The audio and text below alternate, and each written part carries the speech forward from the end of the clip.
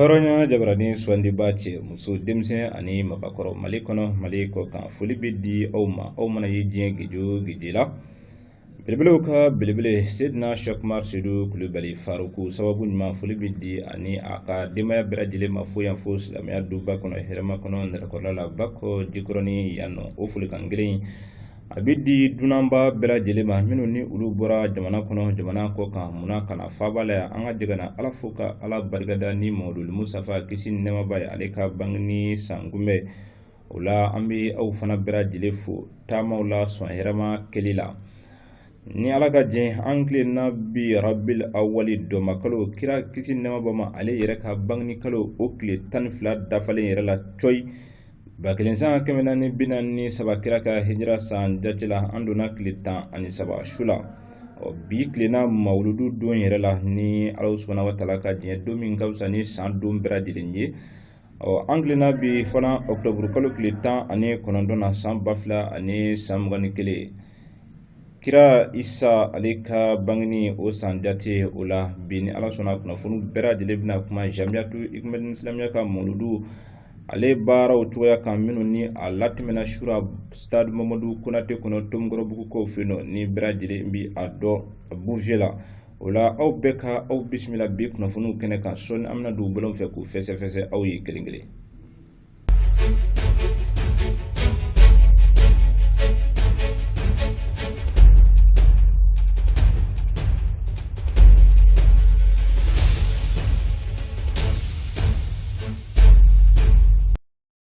ala ye kira min ci kana diɲɛ kɔnɔ k'a kɛ hinɛ ani nɛɛma ye a ka danfɛn bɛɛ ye modul musafa ala sɔnna ka ale de bɔ a ka gunow kɔnɔ kana dugukolo sanfɛ ka bɛn rabil kalo tile 12 su dɔ ma ala sɔnna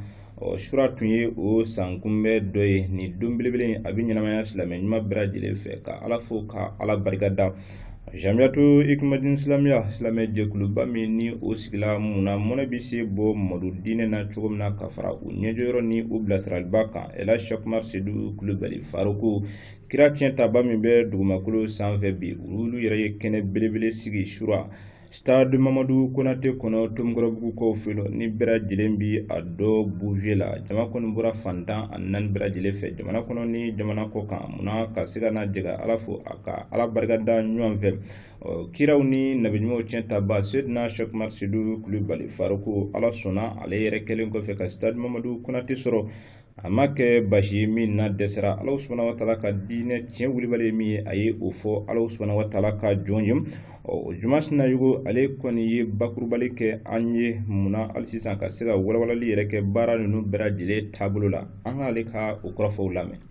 Kabini dalibama ye diɲɛ da a ye maaw fisaya ni ɲɔgɔn ye wa denw fana ka fisa ni ɲɔgɔn ye o cogoya kelen na maa min ka fisa ni ala subhanahu wa ta'ala ka danfɛn bɛɛ lajɛlen ye o de ye fɔlɔmaw kuntigi Mahamadu ani labanmaw kuntigi Mahamadu ni o ye kira sanuma ye kisi ani nɛɛma bi a ye wa Mustafa fɛnɛ bangena don min na kana dugukolo sanfɛ o don in fɛnɛ ka fisa ka tɛmɛ diɲɛ don bɛɛ lajɛlen kan wa dɔgɔkun fɛnɛ ka fisa ka tɛmɛ diɲɛ dɔgɔkun bɛɛ lajɛlen kan o de kama révolution ikmaldini islamia silamɛ jɛkuluba min sigilen don diɲɛ kɔnɔ mɔnɛ bɔli kama dalibama ka diinɛ la ka fara u dajuru samaba ani u ka misaliya ɲuman ta yɔrɔ kan u bɛ cɛ min lajɛ ko o kɛ u ka duware ye cɛ min bɛ u bolo kiraya jɔyɔrɔ la bi dugukolo sanfɛ Seydina Shokmar Seydou Kulubali Faruku ayatullahi fi dini u ma to kɔfɛ Mustafa ka bangeni sanyɛlɛma nisɔndiya baaraw la wele tun bilalen don maaw ma wa maaw yɛrɛ fɛnɛ ye wele jaabi Bamako sigida sabanan kɔnɔna la kɛrɛnkɛrɛnnenya la Ntomikɔrɔbugukaw fɛ yen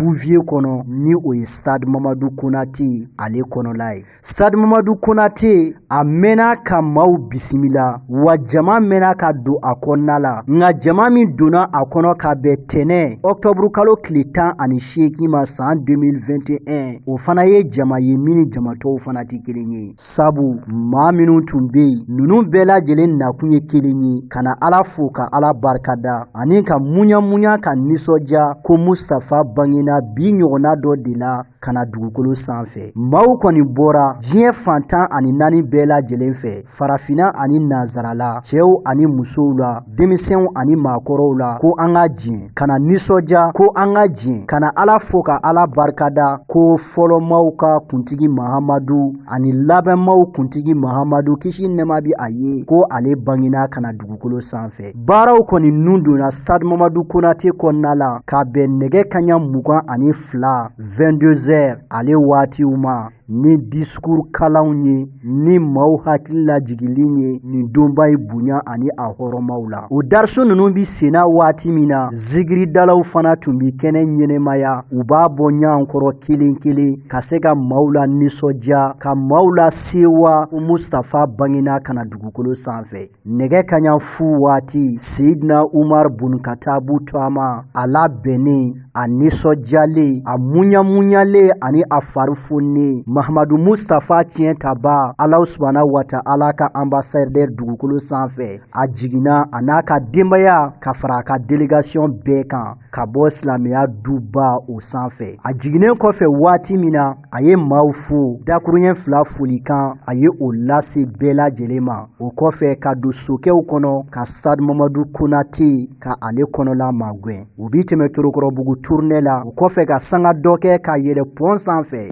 U bi pont jigi ka u kunda fɛn min ye Place de l'Indépendance ale kɔnɔna kan. U bɛ taa jigi échangeur Babemba ale jukɔrɔla fɛ ka sɔrɔ k'u kunda Tomikɔrɔbugu kan. Nɛgɛ kaɲa fu sanga 10, Seydina Umar bun Katabu Toama a n'a ka délégation u ka mobili nun bɛ don Stade Mamadou Konate da belebele in fɛ. Jama bi kule ko Faruku donna terrain kɔnɔ. Jama bi kule ko Mustafa cɛ min b'a la ka ɲɛnɛfin bɔ maaw la bi dugukolo sanfɛ k'a n'a ka délégation donna terrain kɔnɔna la. A donnen kɔfɛ terrain kɔnɔ waati min na, Dankɔrɔba a jiginna ka bɔ sokɛ sanfɛ.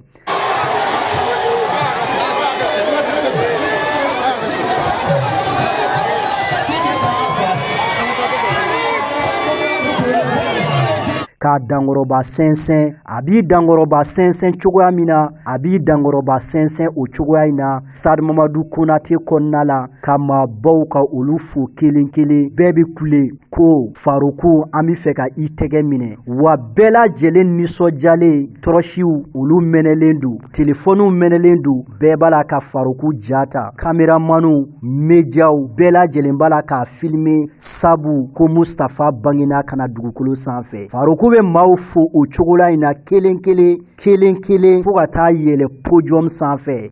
Révolution Hikmadine Islamia ni o ye jɔnjɔnba ye, o b'i kalan. Bɛɛ jɔlen, o kɔfɛ jeliw bi kuma ta, u se ye mankutu min ye u ye o fɔ. O tɛmɛnen kɔfɛ boyi waati min na, maaba minnu tun bi kɛnɛ kan olu bɛɛ lajɛlen tɛmɛna. Faruku sɔrɔla k'a sigi, a wasalen, a nisɔndiyalen ani a sewalen ka maaw bilasira bonya ni hɔrɔma minnu bi nin don in na. Bɛɛ y'i niyɔrɔ sɔrɔ, cɛw, musow, karamɔgɔw, faamaw, bɛɛ Faruku ye lase kɛ wa bɛɛ sewara. Nɛgɛ kaɲa 2 sanga 10 ɲɔgɔnna bɔɲɔgɔnko, bɛɛ bɛ wuli ka i jɔ k'u tɛgɛ ja Daliba ma ye ko Ala ka an hamiw dilan ni Mahamadu hɔrɔma ye, kisi ni nɛma bi a ye. O kɔfɛ Faruku b'a sigi, bɛɛ b'i sigi ka duwawu labanw kɛ. An bi sɔrɔ ka kan bɛɛ da ɲɔgɔn ye sani dimanche nata cɛ, o min bi bɛn denkundi ma. An bi maaw hakili lajigi k'a fɔ dɔgɔkun kuru kara kɔnɔna la, Révolution Hikmadine Islamia programme baw olu fana bi u bolo. Alhamdulillah rabbil alamin. Hali sisan foli bi di belebelew ka belebele ma, Seydina Cheikh Umar Seydou Kulubali Faruku, ka deli Ala fɛ si kuntalajan hɛrɛma Ala k'o kalifa ani a bona bɛɛ lajɛlen na. Hali sisan an na tɛmɛ ni kunnafoniw ye, i n'a fɔ an ye o fɔ aw ye cogo min na, bi kunnafoniw bɛɛ lajɛlen bɛna kuma mawuludu ale ɲɛnamayali cogoyaw kan Jamiyatu Hikmadine Islamia fɛ. Ala sɔnna kiraw ni nabiɲumanw tiɲɛtaba ka baaraw to senna Stade Mamadou Konate kɔnɔ, minnu daminɛna kabini nɛgɛ kaɲɛ 22 waati, ni darsu diw ni discours diw ani nisɔndiya baara caman. Nɛgɛ kaɲɛ fu waati sa, belebelew ka belebele, kira tiɲɛtaba a yɛrɛ jigila ka bɔ silamɛya duba in o sanfɛ. muna hali sisan ka se ka a kunda stade Mamadou Konate ka Tomgoro bugu o kɔw fɛ yen nɔ ladala a bɛ kɛ cogo min na maaba caman bɔra fan caman fɛ ka se ka na belebele bisimila silamɛya duba kɔnɔ ka sɛzɛ ka taa ni a ye stade Mamadou Konate kɔnɔ i n'a fɔ aw ɲɛ bi o jaw la cogoya min na belebele yɛrɛ nisɔndiyalen sewale ni ala sɔnna a bɛ ka olu fo ka u tare minnu ni olu ye belebele yɛrɛ kanuɲɔgɔn gɛlɛnw ye minnu fana ka layiru ye k'a fɔ belebele bi sigi yɔrɔ o yɔrɔ ka ala ka diinɛ lase ni a ma kɛ ni lako gɛlɛn ye ni belebele in bi a baro bɛɛ lajɛlen latɛmɛ ɲɔgɔn fɛ nisɔndiya kɔni carilen don bɛɛ lajɛlen ɲɛda kan belebele ale de bɛ ka kira ɲɛnafin bɔ an na bi ni tɛgɛ cira ale tɛgɛ a bɛ n'a fɔ Mamadu Musafa i tɛgɛ cira ale yɛrɛ de tɛgɛ kɔnɔna na belebele ɲɛ bi a la cogo min na a nisɔndiyalen fari funilen don ni daliba masa o ka jinji ni foli ninnu bɛɛ lajɛlen tɛmɛlen kɔfɛ sa o juma sinajogo ni Bukari Tangara fana tun bɛ yen nɔ TV hɔrɔnya tɔgɔ la u y'a kanu belebele ka se ka nisɔndiya jira silamɛ jama bɛɛ lajɛlen na u ye kuma galamani tɛngu a la an ka o kɔrɔfɔw fana lamɛn. An bɛ Ala fo k'a barikada k'a ɲini a fɛ a ka kisi nɛɛma kɛ Mustafa kan a k'a ka somɔgɔ sanumanw kan a k'a ka nɔfɛtuguba ɲuman bɛɛ kan an bɛ tele hɔrɔnya aw yɛrɛ fo k'aw barikada ka an ka media kelen kelen bɛɛ fo k'aw barikada aw ka cɛsiri la n'aw ka jija la Ala ka nin si in bɔɲɔgɔnko caman jira an bɛɛ la bonya ni kɔrɔta minnu b'a kɔnɔ Ala m'a kɛra an ye dugawu jaabi minnu b'a kɔnɔ Ala m'a dira an bɛɛ ma Ala k'o kɛ kira bonya kama sɔli ala rasuli o juma su in na nisɔndiya bɛ Faruku la min tɛ se ka fɔ ka se a da la o tɛ Faruku dama ye silamɛ ɲuman bɛɛ Muhamadu mando ɲuman bɛɛ sallallahu alaihi wasallama an bɛɛ nisɔn ka di ni su in na ye ni se b'an ye su in na tɛ ban yɛrɛ an bɛ to a kɔnɔ de bada k'a sabu kɛ kira tɛmɛnenw ni najuman tɛmɛnenw u bɛɛ nana la nisɔndiyali de kɛ ni su in na ye kira Isa de bɛ o kumaw dafa sabu ale de kɛra kira laban ye ɲani Muhamadu kana sallallahu alaihi wasallama kira y'a laselen kɔfɛ a ye mun fɔ wa mubashiran bi rasulin yati min ba'di ismu Ahmad a ko ne nana aw la nisɔndiya de ni kiraba dɔ ye min bɛna ne kɔfɛ k'a tɔgɔ Ahamadu o tuma na alhamdulillah bi de y'a ka bangeni sankun bɛɛ ye mana o juma hali n'a y'a sɔrɔ anw m'a ye an ɲɛna an n'a ka waatiw ma bɛn kelen ma nka an dara la an y'a kanu an bɛ sɔn ka sa a nɔfɛ wa ale yɛrɛ ye negeminɛli kɛ ni maa minnu ye o ye anw de ye n delila k'a fɔ don dɔw la a tun bɛ sigi a bɛ suma a ka sahabaw cɛla a bɛ kɛ i b'a fɔ ko dɔ b'a la u bɛna ɲininka u b'a fɔ Mustafa mun ne b'i la a b'a fɔ ko ne kanuɲɔgɔnw ni ɲɛnafin bɛɛ na u b'a fɔ ni jamaba in b'i nɔfɛ Abubakar Sidiki bi yan Umar bi yan Usman bi yan Ali bi yan nin bɛɛ bɛ yan mɛ u bɛɛ la ɲɛnafin b'e la a ko ninnu bɛɛ ye ne ye u bɛɛ ye n kɛ kabako ye nka maa dɔw bɛ na olu mɛ ne ye u mɛ n kɛ kabako ye hali u mɛ n ye b'a ye olu bɛ sɔn ka sa ne kama o juma ni anw ko t'o ye o ye jɔn de ye kɛ su in na k'an jɔ an sen ka taa kɛ nisɔndiya kɛ sadiw bloqué kun wɛrɛ b'a la wa Mustafa danaya a nɔfɛtugu a tiɲɛ kan a n'a kanu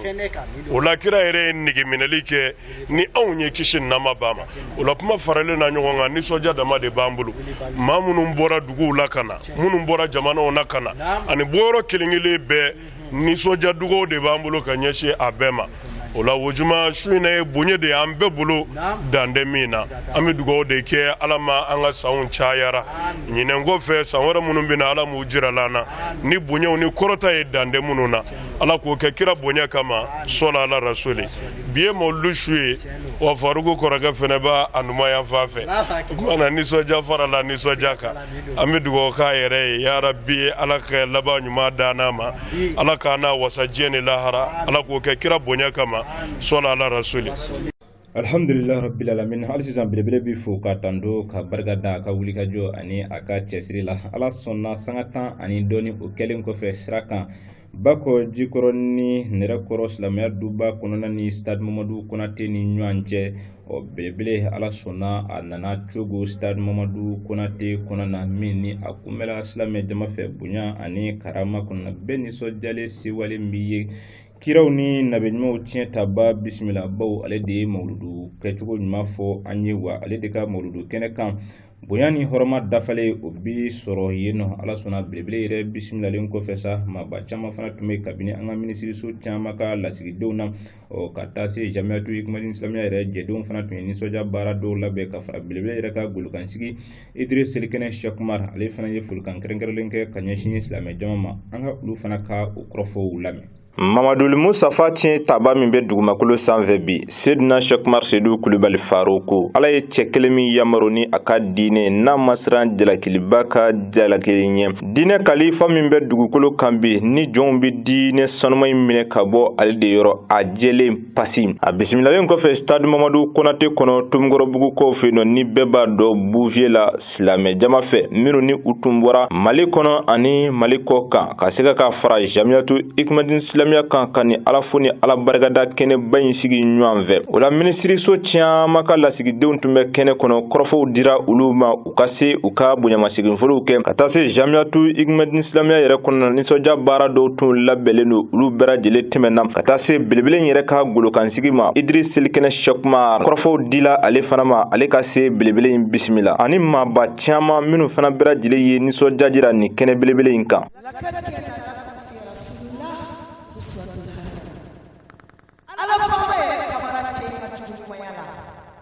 Depuis ala ka tiɲɛ dan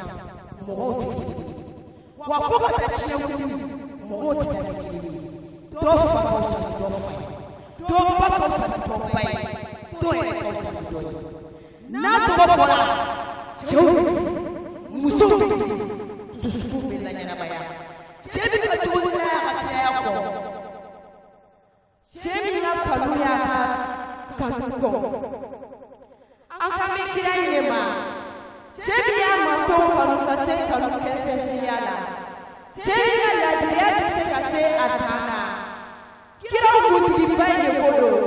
dafɛnw kuntigiba in de ko don ala ye cɛ min suganti k'a kɔrɔ ka dafɛn bɛɛ lajɛlen sanfɛ ala ka jɔnkɛ ye cɛ min bange n'a bɔra duwawu jaabi la baraji ye sin di a ma muɲu y'a lamɔ kunnadiya dugukolo kan mifitɛw janna عالم الإيمان دليل الخيرات حبيب الله صفي الله نجي الله كريم الله خاتم الأنبياء خاتم الرسل محمد رسول الله صلى الله عليه وسلم على كلمة وين يقول مير تسوى على نبوي هو محمد tu es l'unique d'Allah et son bien-aimé, humble serviteur envoyé d'Allah. T'aimer plus que nos biens, plus que nos enfants, plus que notre propre personne était un devoir pour nous. Modeste, il détient le meilleur des caractères. Nous attestons que sa mission a été bel et bien réussie. Dormir, il ne l'a point fait dans le seul but de sauver sa Ouma. Ya Rasulullah, nous te disons merci. Merci pour tout l'amour que tu nous as procuré.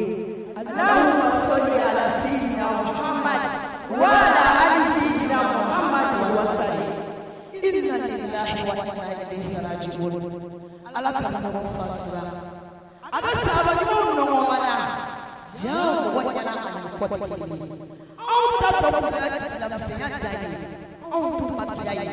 Ama ye bagaye. Ama ye bagaye. Ah shena. Allahu Akbar. Ala ni kabu. Ala ni ce. Ala ni maso ka ajile do fadi tugu bolo. Ala ni maso ka ajile do kulenge fe. Ala ni ka ajile kono ka ajile to bela jeli sanfe. Ma koroba ngani ani ma tigi do ye ngani asibi. So yere to na do e bi do bangi. Ka de la mi maniye. Ta la tumi ni yere do e. Ninga tiri na ci ɲɔgɔn kɛ ala ni siranya ye n'aw m'o cɛ dɔn ale yɛrɛ dama de bɛ kafiri nafugu jatigi k'u cɛw u tɛ se ka sigi u tɛ se ka jɔ kɛlɛkɛcɛ de don min bɛ kɛlɛ ɲɛdɔn n'ale bɛra kɛlɛ min ɲɛ ma o denbaya kɔni kɛra wajibi ye nka juguw wulila dɛ ko f'u ba kɛlɛ tiɲɛ a bolo u ko an ka tɔgɔ tiɲɛ suko ni dugu cɛ k'a ni kɛ a jugu ye. Suko ni dugu cɛ k'a dɛmɛbaga kɛ a kɛlɛbaga ye. Olu ka labɛn bɛɛ sabati. kuka maso shama ka ko atu ku fi asmoro fo chinga ko ba oluma famune ka fo alau tare de che bai si sampa ni karangai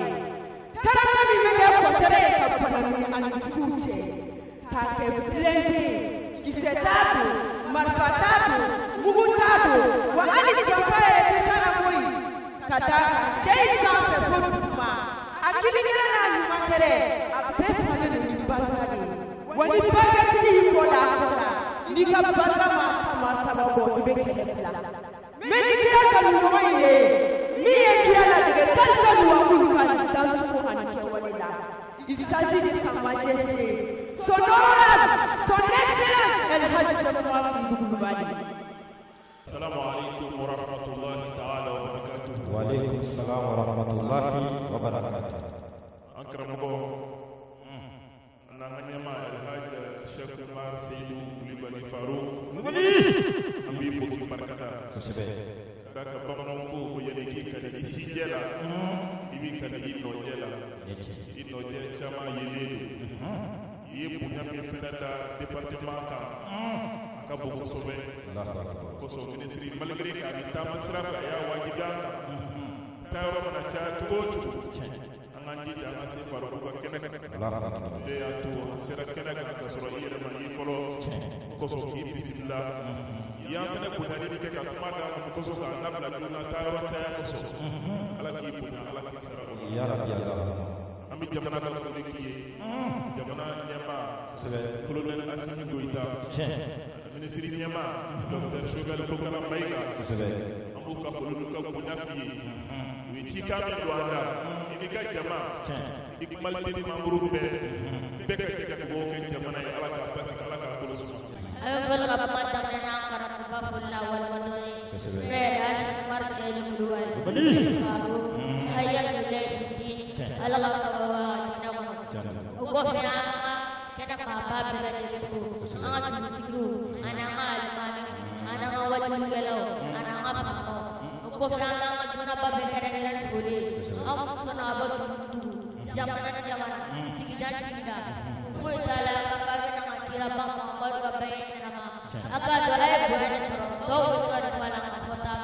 alam kene serambi adalah disina sumbala nak tiu Muhammad kabayin sampai nak tiu Muhammad ni nale baru laju boka wakala kaya moral kenai udah ya macam ko anak ini aku tiu Muhammad kena sendiri kata mereka kabayin na kota sahabat mama karena mereka cire kota dengan ciri ya taale jebe bela modu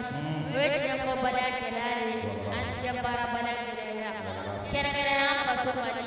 kolo bokana ka bolsona besoma era kha kale golote meni map kera golote na bai o be kere o be la batu amun o ke islame ngani map kera chi bolai wete kire tuya o be kere ni baara nunu bɛɛ lajɛlen tɛmɛlen kɔfɛ sa kɔrɔfɔ bɛɛ lajɛlen de farala ɲɔgɔn kan ka di ala kira tiɲɛ taba ma la Shakmar Sidou Coulibaly Farouku belebele min ni ale Mamadu diinɛ dɔn ka dɔnna kari na kungu i tɛ maa wɛrɛ ɲininka bilen a nisɔndiyalen sewale fari funilen sabu an bɛ su la su min ni su tɔw tɛ kelen ye wa an bɛ su la su min tɛ Farouku ni majɛ ye baw ale de bɔnfɛɲɔgɔnyalen don kira fɛ bi jogo ani kawale la sira bɛɛ lajɛlen kan a ye kɔrɔfɔ ta ka kuma silamɛ jama fɛ ni ladiriya ni tilennenya ni ala ɲɛsiranya ye duwawu labanw ka sɔrɔ ka kɛ ka nin kɛnɛ in datugu kan bɛɛ da ka sɔrɔ ka kɛ silamɛ jama ye ko kura kaari natɔ ni o bi bɛn ɔktɔburu kalo tile 24 ma denguni wajulu kɛnɛ kan dugu mana jɛ tɛnɛ na sa mawuludu baaraw bi sɔrɔ ka kuncɛ ni kabako kɛnɛ sigili ni u ye a duwawu kalan kɛnɛ ye ɔktɔburu kalo tile 25. Alhamdulillah rabbil alamin alsisan ami Mamadou Mustafa kisi ani nemaba ye ale ka bangni wajulu kene kan mi barola timana stade Mamadou Konate kono tomgoro bugu kaw feno oni bara nunu bera jele temelen ko fesa belebele ka belebele Seydina Shakmar Sidou Coulibaly Farouku wati dangele ale belebele mi yamaruni akadine na masran jalakili baka jalakili nyem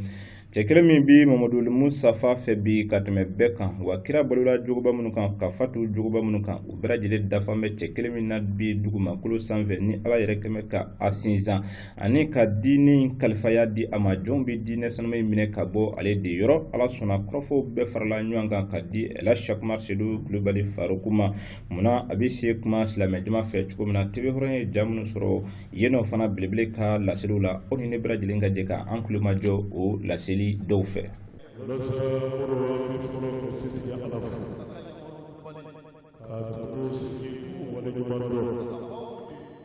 ala bi sɔnna su in na k'an sigi ni bonyaba in kɛnɛ kan ɲɛ kɔrɔla ni sigi min nata depi an b'a san jate k'a b'o la an b'a kalo jate k'a b'o la an b'a kile jate fo ala sɔnna n'a ka hinɛ ye a n'a ka ɲumanya kɔrɔ k'an sigi a kɛnɛba in kan n'a bɛ ala fo ka barkada Qur'ani baca majlis maulud ɲɛnamaya ɲɔgɔn fɛ ala ma sɔn olu ka ɲɛnɛ ye ba foyi ala la k'o de ka o ma ɲɛnɛ ye Qur'ani y'a ye a juru ba foyi ala ba k'o de kama sigira y'a ɲɛnɛ ala ka sabatili de do ala ka hinɛ ala ka ɲumanya ala ye min ɲɛsin aw ma labɛn ala fo k'a barikada ka sigi k'a ɲini ala ba fɛ ala min hinɛna ala k'a bɔ sabula ka ɲini kira la ya rabbi ala ma san wɛrɛ jira an bɛɛ kɛnɛ la ala k'a jira ala ni bonya ye min ka kunɛ nin ye ala k'a jira ala ni wasa ye min bɛ nin ye ala k'a jira ala ni kɔrɔta ye min ka kunɛ nin bɛɛ ye ala k'o k'a ye ala ya bonya kama ala k'o k'a ye kira cɛcɛkɔrɔba kama ala k'o k'a ye kɔrɔba ye sigiba ye cɛba ye bonya kama sɔla rasuli lasara kɔrɔ ni a bɔra ye o bɛ waati sababu cɔrɔ la o b'a wajibiya k'an ka mɔgɔw fara ɲɔgɔn kan k'a kunda ala surunya alhamdulillah Qur'ani mauludu caman ba kɛ basi an ɲɛmɛ ka nisɔndiya sɔrɔ ne ma d'a la ko an y'o sɔrɔ mauludu la ka kɔni ɲɛ ala sɔnna a ma ka bana caman ba ci a ma hali n'a bɛ mun fɔ bila an ka ɲɛnamaya kɔnɔ olu b'a masa sa fo ka taa se waati ma min ka di ala ye kɛ kunali ye hɔrɔnya bɛ jɛ ka basi ne yɛrɛ bɛ kɛ k'a lajɛ dirɛti la sigirikɛlaw ye min fɔ discours laselaw ye min latɛmɛ dasudilaw wala an labɛn an ye fɛn sɔrɔ kuma ninnu kɔrɔ walahi hali ni faruku bɛ kuma fɔ yan su in na min mɛnna o bɛ wasa kɛ n'a bɛ wala fo komite kelen o kelen dugu kelen o kelen maa bana an bɛ bɛɛ fo kɛ bɛɛ barikada kɔrɔ ala fana dama ni sanfɛlɛ cɛ a bɔra ka min mɛn o bɛ wasa kɛ fatamatɔ fila an bɛ min fo k'u barikada ni fatamata ye ala kɛra kanu kisi nama b'a ma an b'a fɔ o ye si ni a tɔgɔ minɛ fɔ ala ka yɛrɛ kɛra fatima min fɛ ka tɛmɛ bɛɛ kan kisi nama b'a ma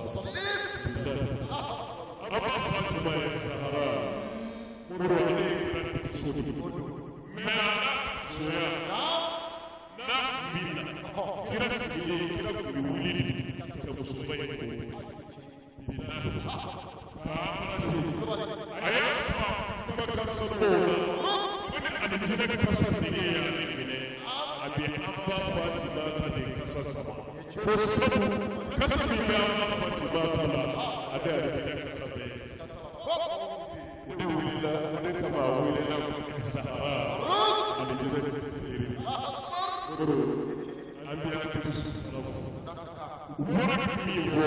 a yɛlɛma sa su in na an de kuma fɔ yan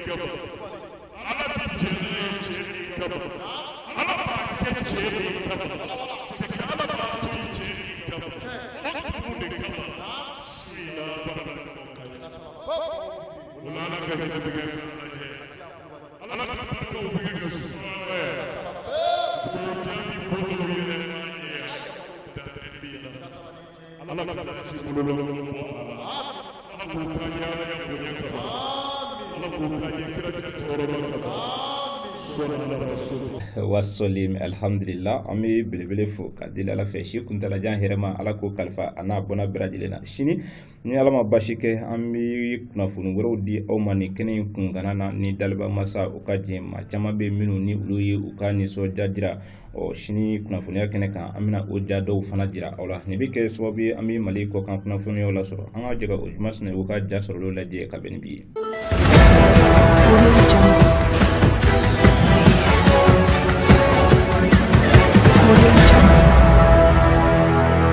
An bɛ taa Alimaɲi jamana kɔnɔna la wasaden kalafili kɛlen kɔfɛ dɔgɔkun 3 ɲɔgɔnna bɔɲɔgɔnko fɛɛlɛtɔn dɔw kɔni ye yamaruya di cogo min gouvernement dɔ bɛ se ka sigi sen kan gouvernement min ni bɛɛ lajɛlen bi i yɛrɛ ye a kɔnɔna la an ko gouvernement de coalition a bɛna kɛ fɛɛlɛtɔn vert maaw olu ka fara socio-démocrate maaw kan SPD tɔgɔ la ani libéraux maaw FDP fɛɛlɛtɔn maaw olu kɔni tɔgɔ la dɔgɔkun 3 wasaden kalafili kɛlen kɔni kɔfɛ fɛlɛ ni dabaliw bala ka sigi sen kan ni waati in na cogo min ka se ka gouvernement dɔ kɔni sigi Alimaɲi jamana kɔni kɔnɔna la gouvernement min ni a bɛna kɛ sababu ye Alimaɲi ka denw bi se lafiya ka o kɔni sɔrɔ cogoya min kɔni na verts ka dirigeants olu y'u ka yamaruya o kɔni di o cogo kelen fana kɔni do socio-démocrate maaw olu y'a yira k'a fɔ sigikafɔ olu kɔni ka boloda wa sani décembre kalo tile 25 nata kɔni cɛ gouvernement kura mago b'a la a ka se ka sigi Alimaɲi jamana kɔnɔna la.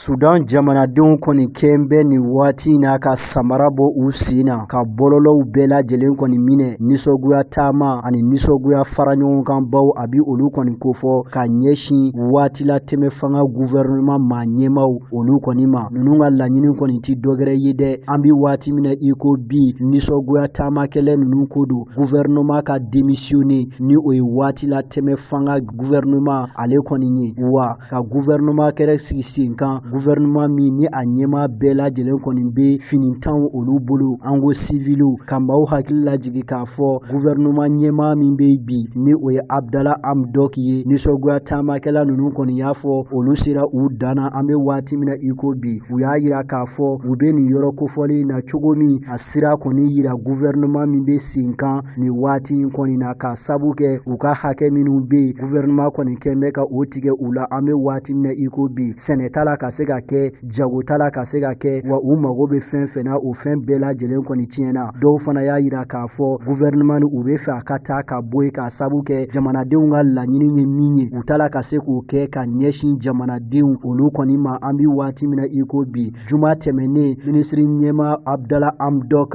ale kɔni tun bɛ k'a yira k'a fɔ mankan ani mankan misɛnmani caman bɛ maraba yɛrɛ damaw ni ɲɔgɔn cɛ finitigiw ani siviliw o de kama an bi waati min na i ko bisa ni gɛlɛya ti fila ye kelen o kɔni bɛ yen maa minnu bɛ minisiri ɲɛma Hamdok ka fanfɛla la olu kɔni ye wele bila maaw kɔni ma alamisa tɛmɛnen k'a fɔ ka fanga kuru kara bɛɛ lajɛlen kɔni ta k'a di siviliw ma an bi waati min na i ko bi wa u ye layidu di k'a fɔ wulikajɔba dɔ bɛna kɛ maa miliyɔn caman cogo min ka se ka Sudan jamanadenw kɔni sago kɛ waati la tɛmɛ fanga a bi gɛlɛya belebele kɔnɔna la bi Sudan ale jamana kɔnɔna la.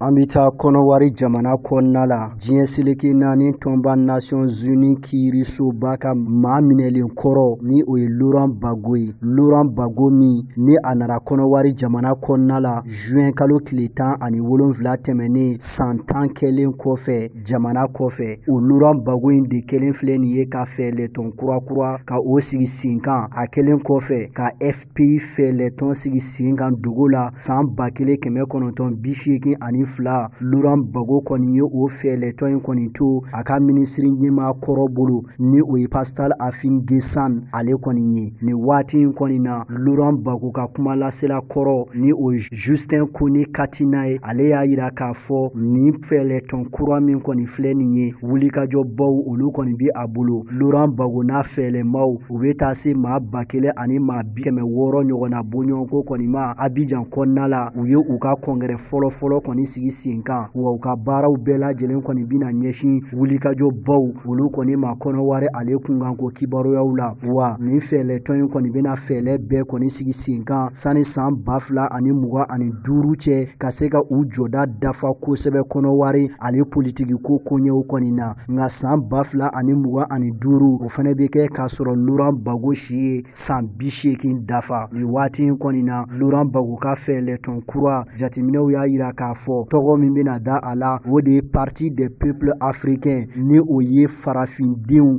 olu ka fɛɛlɛtɔn ye wa a bɛna fɔ a ma formation de gauche et prôner le panafricanisme u ka ɲɛtaa baara bɛɛ lajɛlen bɛna ɲɛsin fɛn min kɔni ma o ye farafinya danbe o bi se lasegi cogoya min na wa u ka logo ni o y'u ka taamasiyɛn ye o kɔni bɛ ka kɛ maa 2 kelen ka u tɛgɛ di ɲɔgɔn kɔni ma wa farafinya ale kariti o kɔni kɔnɔna la. Hɔrɔnya jabarani suwantiba cɛ muso denmisɛn ani mabakɔrɔ Mali kɔnɔ Mali kɔ kan inshallah taala ni de bɛ dansigi kɛ an ka bi bamanankan kunnafoniw na i n'a fɔ an ye o fɔ aw ye cogo min na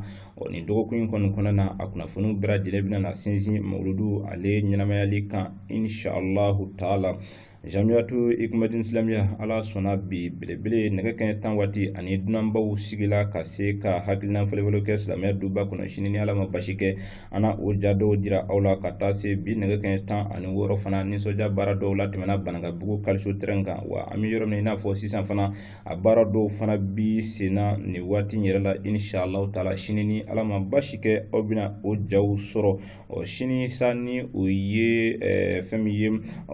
araba ye sa belebelew ka belebele inshallah taala ni ala sɔnna mawuludu ɲɛnamayali cogoya la nɛgɛ kanɲɛ 16 waati an n'a bɛ ɲɔgɔn sɔrɔ fɛn min ye Lafiyabugukaw fɛ yen nɔ sini araba nɛgɛ kanɲɛ 16 waati Lafiyabugukaw bi an bisimila lagazara seli waatiw la Shaba terrain o sanfɛ munna hali sisan ka se ka nisɔndiya baara dɔw la tɛmɛ su de fɛ sa nɛgɛ kanɲɛ 21 waati an bɛ ɲɔgɔn sɔrɔ Bakɔ Jikɔrɔni Mangurutu la Fariku ka misiri belebele in kɔnɔna na min bɛ tali kɛ Jamiyatu Ikumadin Islamia jɛdenw ka lajɛrɛ belebele la inshallah taala o la an bɛ dugawu de kɛ ala ka nin baara ninnu bɛɛ lajɛlen ɲɛ ka di an ma an bɛ ala de deli sini ala ka fara an bɛɛ lajɛlen si kan an ka se ka kunnafoniya wɛrɛw ɲini ka di aw ma min ni si tɛ kelen ye an ka jamana ala ka kɛ nin waatiba in yɛrɛ bonya ni a hɔrɔmaw kosɔn ka kolosuma ka basigi kira bonya n'an karamɔgɔ Fariku n'a bɔnɔ sanga barika kosɔn sɔli ala rasul